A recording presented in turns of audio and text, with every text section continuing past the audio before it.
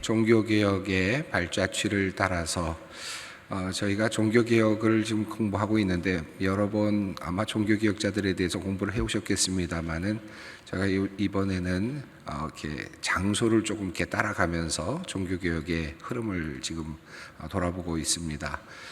처음 저희가 콘스탄츠라고 하는 그런 장소를 말씀드렸는데 여러분께는 대부분 조금 낯이 익지 않았던 그런 장소였을 것 같습니다.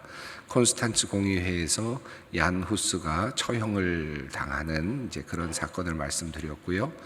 그리고 또 얀 후스가 실제로 종교개혁을 하고 있었던 프라하를 우리가 함께 살펴보았습니다. 프라하에서 얀 후스의 종교개혁이 어떠했는지에 대해서 살펴보았고, 그리고 100년이 지난 다음 비텐베르크에서 마틴 루터가 종교개혁을 단행하는 그런 과정을 우리가 살펴보았습니다.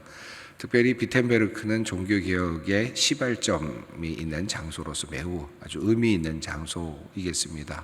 과거에 동독에 소속이 된 해당되어 있는 지역이었기 때문에 지금도 이렇게 아주 발전된 도시는 아닙니다만은 과거에는 굉장히 중요한 하나의 종교개혁 이후에 매우 중요했던 도시로 이해할 수 있겠습니다. 자, 오늘 역시 이제 루터와 관련된 한 도시를 살펴보려고 하는데요. 그중 특별히 보름스라고 하는 그런 도시입니다. 이 보름스라고 하는 도시는 종교개혁의 역사에 있어서, 특별히 루터의 종교개혁의 역사에 있어서는 매우 중요한 그런 지점입니다. 보름스 제국의회라고 하는 말을 들어보셨는지 모르겠는데 마틴 루터가 보름스라고 하는 곳에서 열린 제국의회에서 그곳에서 끌려가서 그곳에서 소환되어서 그곳에서 자신의 신앙을 피력했던 그런 장소입니다. 콘스탄츠 공의회가 얀 후스가 그곳에 서서 자신의 신앙을 증언했던 장소였다면, 보름스는 100년 후에 또 루터가 그곳에 가서 자신의 신앙을 또 다시 한번 확인했던 그런 장소입니다. 한 가지 다른 점이 있다면 콘스탄츠 공의회의 결과는 얀 후스가 그곳에서 잡혀서 순교를 당하는 결과로 나타났는데, 보름스 제국의회는 물론 정죄는 되었습니다만은 그러나 그가 그곳에서 화형을 당하지 않고 그리고 살아남아서 계속해서 종교개혁을 단행할 수 있는 그런 하나의 상황을 맞이했다라는 점이 조금 다른 점이 될 것 같습니다. 자, 보름스 제국의회는 1521년에 열렸습니다. 1517년에 비텐베르크의 그 성당에다가 95개 조항의 그 조항을 붙였다라고 말씀드렸는데, 21년에 열린 이 보름스 제국의회니까 대략 한 5년 정도의 시간, 4년 정도의 시간이 흐른 상태였습니다. 그간 어떤 일이 있었는가? 보름스 제국의회가 열리기까지의 그 과정을 조금 간단히 살펴보겠습니다. 우선 첫 번째로는 이 보름스라고 하는 것은 독일 남서부에 위치한 지역인데요. 지금도 아마 여러분들이 여행을 하시다 보면 보름스라고 하는 지역이 독일의 남쪽 서쪽에 해당되는 그런 지역에 있습니다.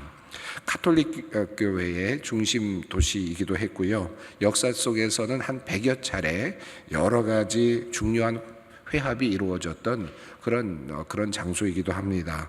1076년에 교황 그레고리우스 7세를 폐위를 결정했던 장소도 보름스였고요. 또 1521년 지금 마틴 루터를 신문하고 재판하는 자리도 또 보름스입니다. 그러니까 보름스에서는 다양한 그런 모임들이 열렸던 장소이기도 하고, 또 유대인 공동체가 발달되었던 곳이어서 또 유대인들이 학살을 당했던 곳이기도 한 아주 그런 여러 가지 역사적인 그런 흔적이 있는 그런 장소이기도 합니다. 그간에 어떤 일이 있었는가? 첫 번째는 라이프치히 논쟁입니다. 제가 잠깐 말씀을 드렸습니다만은 마틴 루터가 95개 조항을 이제 내건 다음에 이제 논쟁, 토론이 이루어지는데요. 대표적인 카톨릭의 신학자죠. 에크라고 하는 존 에크라고 하는 신학자와 그 루터와 멜랑이톤이 이제 서로 토론을 하는 그런 자리가 있었는데 1519년입니다. 1519년에 그 논쟁을 하게 되는데 이 논쟁에서 루터는 오직 성경만이 권위가 있다. 그런 주장을 하게 되고 교황의 권위가 보다 성경이 앞선다. 다시 말하면 성경의 권위를 교황의 권위가 앞설 수 없다.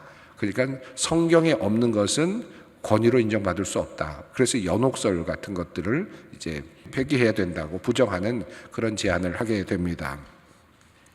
자, 라이프치히의 대표적인 이 논쟁을 통해서 우리가 나중에 또 이 부분을 잠시 살펴볼 기회가 있겠습니다만 대표적인 논쟁을 통해서 이제 격하게 종교개혁자들의 어떤 그 주장이 많은 사람들에게 전달이 되면서 교황은 이 라이프치히 논쟁의 결과를 보고 그리고 루터를 파문하는 교서를 냈는데요. 1520년입니다. 1520년 6월에 파문장을 만들어서 이제 내게 됩니다. 교황의 파문 교서이죠. 60일 이내에 자기 자신의 주장을 철회하지 않는다면 화형에 처한다라고 하는 그런 교서입니다. 한번 여러분 화면을 보시면 그 교서의 앞부분에 서두에 이런 내용이 있습니다. 이게 루터를 향한 비난의 내용이 들어있는 교황의 첫 그 파문 문서의 앞부분입니다. 보면 주여 일어나소서 주의 일을 바로잡아 주소서라고 하는 이런 내용이 나오면서 여우가 포도원을 짓밟기 위해서 설치고 있나이다. 여기서 여우는 지금 루터를 의미하겠죠. 멧돼지 한 마리가 포도원을 허물고 먹어치우려고 합니다. 여기서도 이 루터에 대한 이야기일 겁니다. 그러니까 지금 이 이단으로 지금 이렇게 정하고 지금 파문장을 내고 있는 이 교황의 문서에서 루터가 얼마나 지금 악한 존재로 비춰지고 있는가를 볼 수 있습니다. 자, 이러면서 그 교황의 문서, 파문 문서에는 이제 루터가 쓴 모든 책들을 다 이제 불살라 버리라라고 하는 내용도 함께 들어 있었습니다. 그래서 루터의 그 저서 중에서 그 불살라 버리라고 하는 저서들이 여러 개가 있었지만 대표적인 그 저서가 세 가지 내용이 있는데 우선 독일 귀족에게 고함이라고 하는 책이죠. 1520년에 나온 책인데 로마 교황의 지나친 그 독점 구조에 대한 비난이 바로 주된 내용이고요. 교회 바벨론의 강금이라고 하는 이 책은 로마 교회 성례제도에 대한 비판입니다. 일종 배찬, 빵만 주는 것에 대한 문제, 또 화채설과 관련된 내용, 희생제사로서의 성만찬에 대한 비판 등이 주된 내용입니다. 또 다른 책은 그리스도인의 자유라고 하는 책인데 오직 믿음으로만 우리가 구원을 받는다라고 하는 주된 내용이 되겠습니다. 자, 이런 내용들이 들어있는 이 책들, 이거 모두 다 불살러야 되는 이제 그런 책들이 되었습니다. 그런데 이 교황의 이런 그 루터 파문 문서가 전달이 되었는데 나중에 그 루터에게까지 전달이 되는데 1520년 12월 달에 그것이 전달이 됩니다. 그런데 루터는 그 비텐베르크에서 그것을 수령한 다음에 비텐베르크 성의 근방에 있는 엘스터 문에 가서 많은 사람들이 보는 앞에서 그것을 이제 불살라 버리는 사건을 만들게 됩니다. 이 그림은 독일의 화가 파울 투만이 그린 교황의 교서를 불태우는 루터의 그림 장면입니다. 1872년에 그려진 작품이고 바트부르크 성에 지금 루터 도서관에 보관이 되어 있다고 합니다. 지금 들고 있는 그 바로 문서가 루터를 파문하는 그런 파문 문서일 것입니다. 지금 그것을 불사르고 있는 그런 장면입니다. 교회 역사가인 필립 샤프는 이 사건을 두고 이렇게 평가를 했는데요. 함께 읽어보면 좋겠습니다. 교황의 교서를 태워버린 것은 그 자체만을 두고 본다면 광신과 어리석음의 표본처럼 간주될 수 있겠지만 결국 묵은 교회를 헐고 새 교회를 세우는 영웅적 신앙행위로 이어졌다. 교서를 태운 것은 지상의 가장 거대한 권력에 대한 도전이었다. 당시에 교황의 교소를 불태운다는 것은 정말 이것은 죽음을 각오하지 않고는 있을 수 없는 일이었는데 정말 이것은 너무나도 무모한 일이었다라고 생각이 들 정도의 일이었는데 그러나 결과적으로 그것은 결국 영웅적인 일이 되었고 그리고 종교개혁을 일으키는 매우 중요한 하나의 사건이 되었다라고 하는 그런 평가입니다. 루터가 그 교황의 교소를 불태웠던 곳에 나무가 하나 있는데요. 루터의 참나무라고 그렇게 불려지고 루터의 떡갈나무라고도 불려지는 곳인데 비텐베르크에 가면 이곳을 한번 가볼 수가 있습니다. 물론 뭐 특별하게 다른 것은 없습니다만은 그러나 그 옆에 이 장소가 루터가 그 문서를 불태웠던 장소다라고 하는 그런 기록이 있는 장소에 이런 나무가 하나 있는 것을 볼 수 있습니다. 자, 이런 상황 속에서 지금 이렇게 정말 교황과 루터 사이에 아주 정말 일촉즉발의 어떤 그런 위기감이 맴도는 그런 격한 상황 속에서 나름 중재자라고 할 수 있는 한 사람이 나타나는데요. 황제 카를 5세입니다. 이 카를 5세는 독일 지역, 그러니까 신성 로마 제국을 통치하게 된 그런 왕이었는데 당시엔 이슬람교와 기독교가 부딪히고 있었고 또 그러면서도 또 개신교 프로테스탄트가 막 등장하고 있는 와중에서 어떻게 하면 신성 로마 제국을 잘 지킬 것인가라고 하는 그런 과제를 안고 있었던 사람이 바로 이 카롤 황제였습니다. 이 카롤 황제는 물론 당연히 카톨릭교도였지만 그러나 황제로서 어떻게든지 교황권과 이 황제권의 그 갈등 속에서 황제권을 조금이라도 더 수호하려고 하는 의지를 가지고 있었던 사람이었습니다.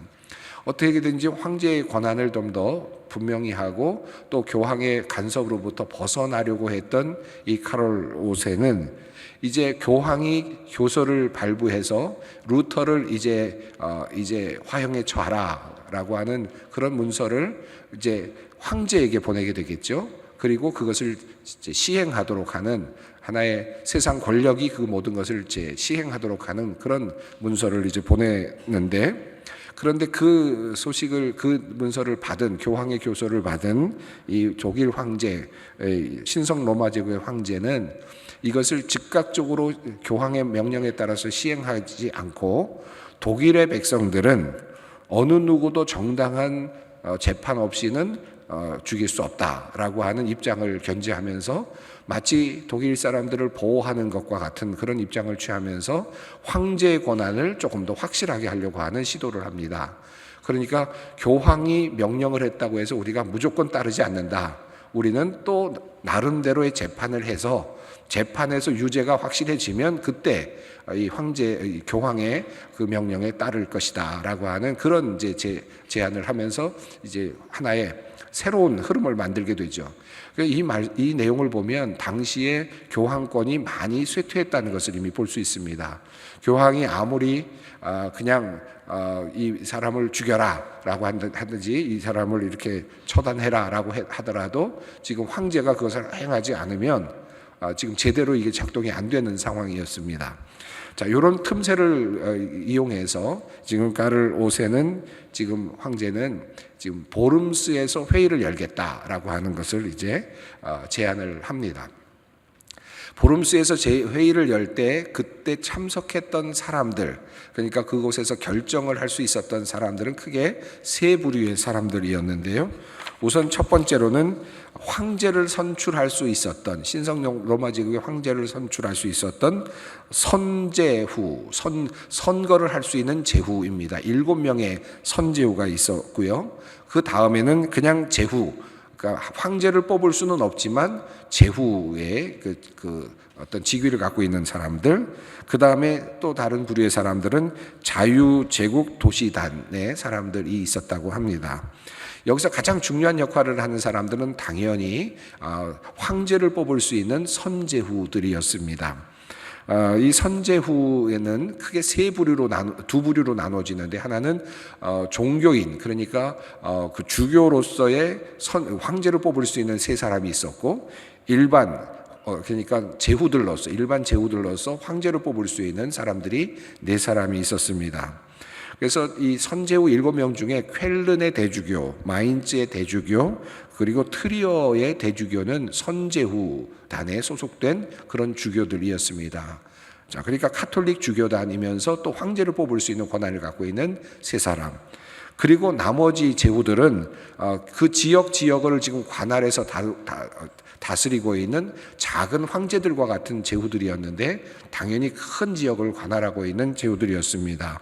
라인 팔츠 지역에, 그리고 그 궁중백, 그다음에 작센공, 그다음에 브란덴부르크 변경백, 그리고 보헤미아 국왕, 이렇게 네 사람이 또 다른 하나의 역할을 하고 있는 황제를, 신성 로마 제국의 황제를 뽑을 수 있는 선제후단이었습니다. 자, 이 사람들이 모여서 이제 그 루터를 소환해서 재판을 이제 하게 된 것입니다. 그런데 이 중에서 한 사람이 매우 중요한데요. 바로 작센공이라고 하는 7명의 선제후들 중에서 한 사람, 이 사람이 적극적인 루터의 옹호자였습니다. 그래서 이분을 통해서, 이분이 작센의 선제후는 현명왕 프리드리히 3세로 불려지는데, 이분이 이제 계속해서 루터를 이제 후원하는 일을 하게 됩니다. 이게 하나의 변수였다고 할 수 있겠습니다. 자, 루터가 보름스에서 이제 제국의회가 열리게 되었고, 루터를 소환해서 이제 루터를 판단하겠다라고 하는 이제 그런 황제의 칙령이 이제 나오게 되고, 그렇게 되면서 이제 교황의 어떤 그 파문 문서는 이제 일단 유보가 되는 상태죠. 제국의회를 통해서 유죄가 확정되면 교황의 파문 문서가 이제 효력을 발생하는 그런 셈이 되었습니다. 자, 그래서 보름스에서 소집을 하게 되는데 그때가 1521년입니다. 그러니까 1521년 좀 급하게 움직이지 않습니까? 1519년에 이제 라이프치히 논쟁이 있고, 그리고 나서 또 그 사이에 1520년대에 교황의 파문 문서가 있고, 그 다음에 교황의 파문 문서를 또 분서하는, 불태워버리는 사건이 또 있고, 이 1520년도에 다 있었던 일이거든요. 그리고 나서 1521년에 바로 보름스에서 제국의회가 열리게 되었습니다. 소집이 되는데 1월 28일 새 황제에 의해서 이제 보름스 제국의회가 소집이 됩니다. 사람들은 루터에게 가지 말라고 하죠. 당연히 그러지 않겠습니까?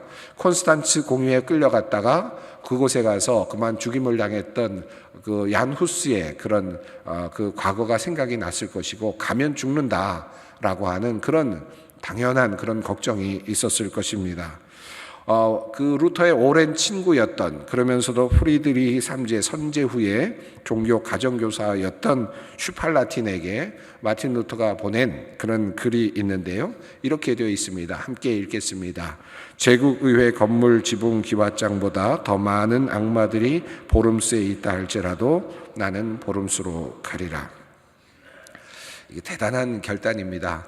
야누스는 그곳에 갔다가 죽었는데 100년 후지만 그 내용까지 잘 알고 있는 루터가 가겠다라고 말하는 것은 어마어마한 결단이었다고 할 수 있겠습니다.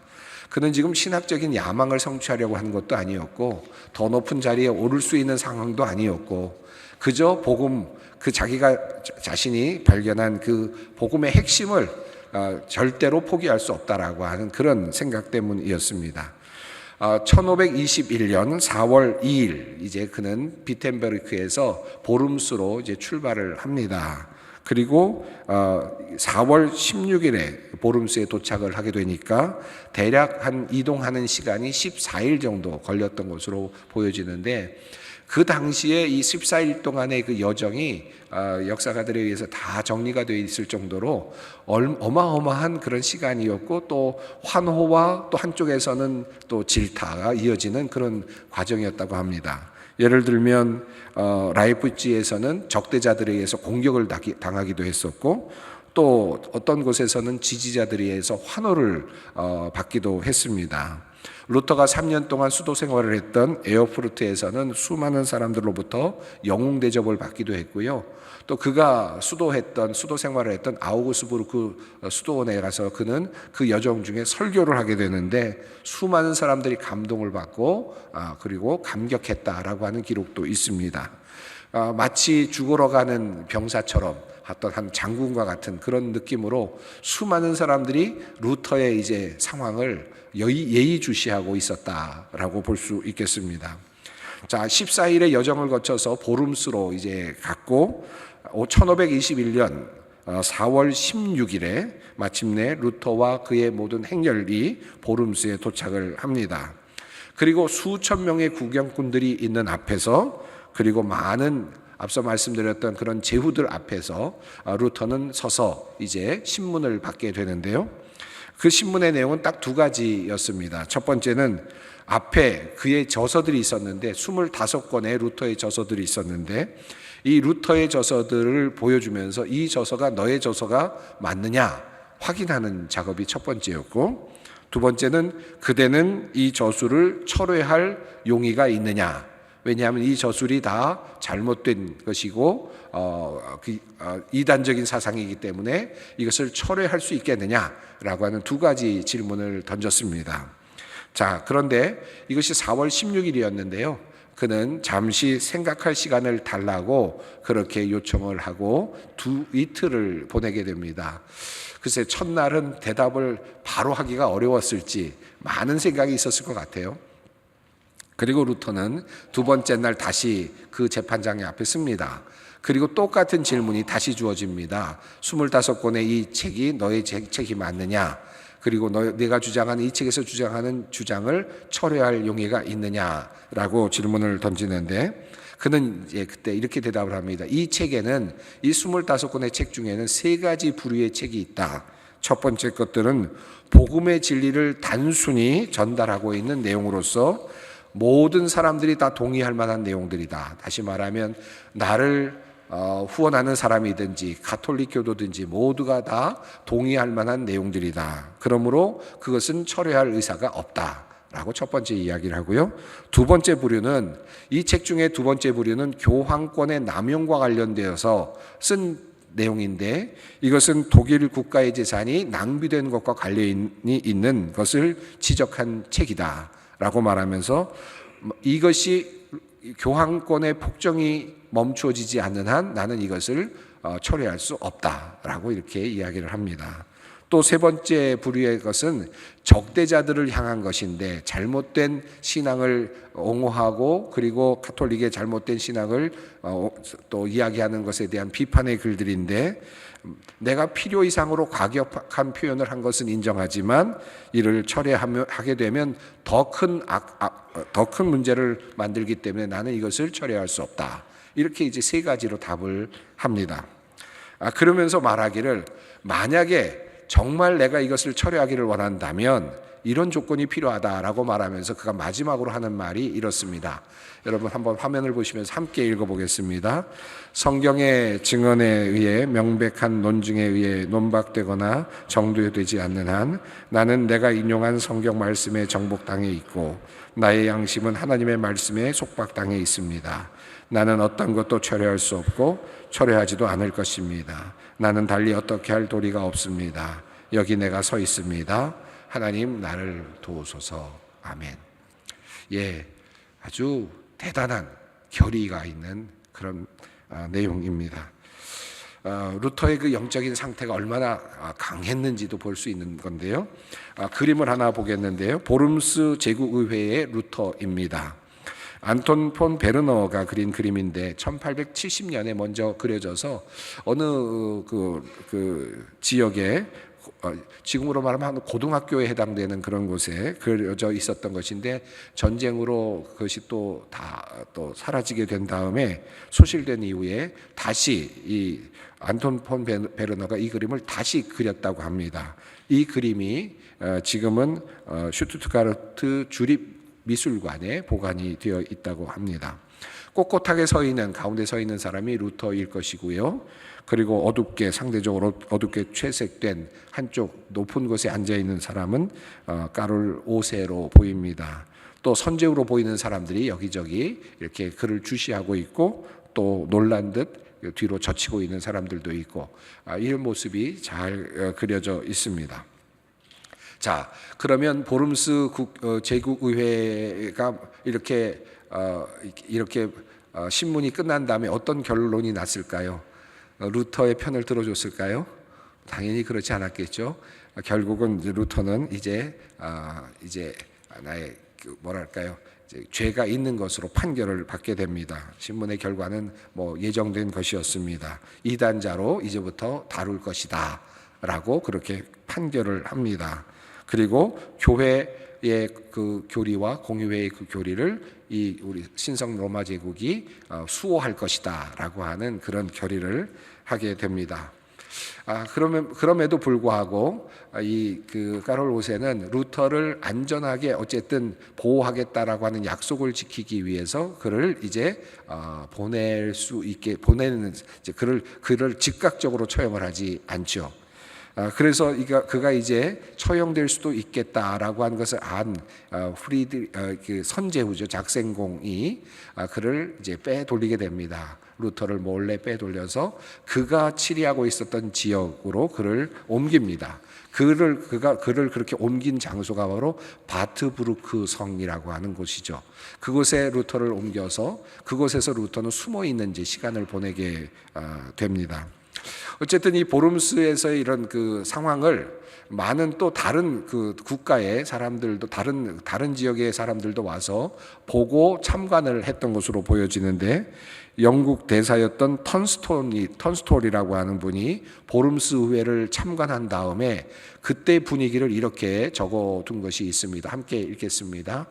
독일 사람들의 루터에 대한 집착은 어디서나 너무나 강해서 교황의 권위 아래 루터가 굴복하기보다는 오히려 수천 명이 루터를 위해 기꺼이 자신의 목숨을 버릴 준비가 되어 있었다.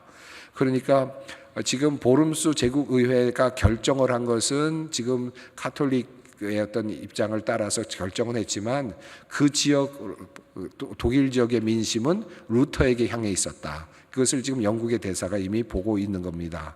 그러다 보니까 지금 작센공이 이 루터를 보호할 수밖에 없는 그런 상황이 되었고, 그 바트부르크 성에 그를 이제 은신할 수 있도록 하였던 것이죠. 한 가지 재미있는 전설 같은 이야기, 그리고 보름스에 가시면 볼 수 있는 나무가 하나 있는데요. 보름스 제국의회가 열리고 있을 때 동네 할머니들이 루터가 옳으냐 아니면 카톨릭의 교리가 옳으냐를 가지고 논쟁을 하면서 어떤 할머니가 그냥 나무 지팡이를 하나 꽂으면서 루터의 주장이 옳다면 여기에서 잎이 솟아올 것이다 라고 그렇게 얘기했다고 하는데, 그런데 그 지팡이가 그만 가지가 나오고 그래서 이렇게 나무가 되었다라고 하는 전설이죠. 전설인데 어쨌든 그 동네 나무 하나가 그곳에 있습니다. 그런데 어쨌든 그 지역에서는 이게 역사적인 유산물로 지금 지정이 돼서 보호를 받고 있다고 합니다. 자, 보름스 의회가 마무리된 다음에 1521년 4월 25일, 그러니까 4월 18일 날 그 증언을 한 다음에 25일 날 보름스 칙령이 발령이 되고요. 칙령이 발표되고, 그는 이제 발견되면 화형에 처한다. 잡히면 그를 죽여라라고 하는 이제 그런 칙령이 전달이 됩니다. 이런 상황 속에서 이제 황제는 이제 그 루터를 이제 죽이라고 하는 명령을 하게 됩니다. 그런데 교회 역사가인 영국의 역사가 토머스 칼라일은 그의 책에서 이렇게 이야기를 하고 있습니다. 필립 샤프의 이야기부터 한번 보겠습니다. 한번 읽어보겠습니다. 하나님의 섭리는 그러한 억압을 깨뜨릴 수 있는 지적 도덕적 용기를 가진 선구자들을 일으켜 새로운 길을 개척하고 역사의 세상을 열어가도록 한다. 또 조금 전에 말씀드렸던 칼라일은 제국의회에서 죽음을 무릅쓰고 출두한 일을 유럽의 역사상 최고의 장면으로 그렇게 꼽고 있습니다. 그리고 끝까지 자신이 제국의회 앞에서 위협에도 불구하고 자신의 주장을 철회하지 않았던 이 장면은 인류의 역사에 있어서 인간의 가장 위대한 순간 중에 하나라고 그렇게 꼽기도 했습니다. 루터의 루터와 관련된 보름스에 여러분이 가시게 되면 볼 수 있는 그런 곳이 있는데, 루터 광장이라고 하는 곳이 있는데요. 이 광장에는 많은 상들이 함께 있는 아주 큰 규모의 그런 동상들이 군이 있는 그런 곳이 있습니다. 보름스에는 루터 광장인데 가운데 서 있는 사람이 루터이고요. 그리고 루터는 지금 하늘을 쳐다보면서 이렇게 보고 있고, 그 사이에 네 명의 가운데를 두고, 루터를 사이에 두고 가운데에 네 명의 사람들이 이렇게 있는데, 사보나롤라, 그리고 얀 후스, 그리고 피터 왈도, 존 위클리프의 상이 있습니다. 이 사람들은 루터에게 영향을 미쳤던 사람들이 네 명이 루터를 바로 감싸고 있고요. 그리고 외곽의 네 구퉁이라고 할 수 있겠죠. 네 각에는 루터를 도왔던 사람들, 루터와 더불어서 루터의 종교개혁을 도와줬던 사람들의 상들이 있습니다. 작센공의 모습도 있고요. 또 그를 이어서 그를 도왔던 필립 1세 백작도 있고요. 요하네스 로이 힐린이라고 하는 사람, 필립 멜랑히톤이라고 하는 사람이 있고요. 또 그 사이에 한 세 개 정도의 또 다른 형상들이 있는데, 그 종교개혁과 관련돼서 일어났던 사건들을 이렇게 하나의 형상화했던 것입니다. 1529년에 있었던 슈파이어 제국의회, 1555년 아우구스부르크 회의, 그 다음에 마그데부르크의 학살 사건과 관련된 내용들, 이런 것들이 있어서 여기 가시면, 보름스에 가시면 루터의 종교개혁의 그 모습을 크게 한 덩어리로 볼 수 있는, 하나하나가 굉장히 의미 있는 내용들이 담겨 있는 그런 곳입니다. 한 가지만 더 말씀드리겠습니다. 하일스호프 공원인데요. 여기는 그 루터가 신문 받았던 바로 그 자리입니다. 근데 지금은, 옛날에는 지금 그곳에 주교궁이 있었고 했지만 나중에 프랑스군에 의해서 파괴된 다음에 그냥 공원처럼 있었는데, 이제 그것을 제국의 450주년을 기념해서 1971년에 그 자리가 정확하게 이제 확실해지면서 이곳에 이제 하나의 기념물이 세워졌습니다. 하일스호프 공원인데요. 거기에 보면 지금 신발이 하나 있는데, 그 루터가 썼던 장소를 하나 상징으로 한 그런 곳입니다. 그리고 그곳에 지금 그 하나의 기념물이 조그맣게 정리되어 있음을 볼 수 있습니다. 예, 오늘 이렇게 그 보름스라고 하는 곳을 우리가 함께 살펴보았는데, 그 외에도 볼만한 교회들이 몇 개 있습니다. 루터 교회도 있고, 루터 교로서 최초의 교회라고 할 수 있는 보름스의 최초의 교회도 있고요. 여러 교회들이 있는데 혹시 가시면 또 보실 수 있겠습니다. 보름스의 삼일체 교회는 제국의회가 열렸던 그런 바로 그 자리에 있는 그런 교회이기도 합니다.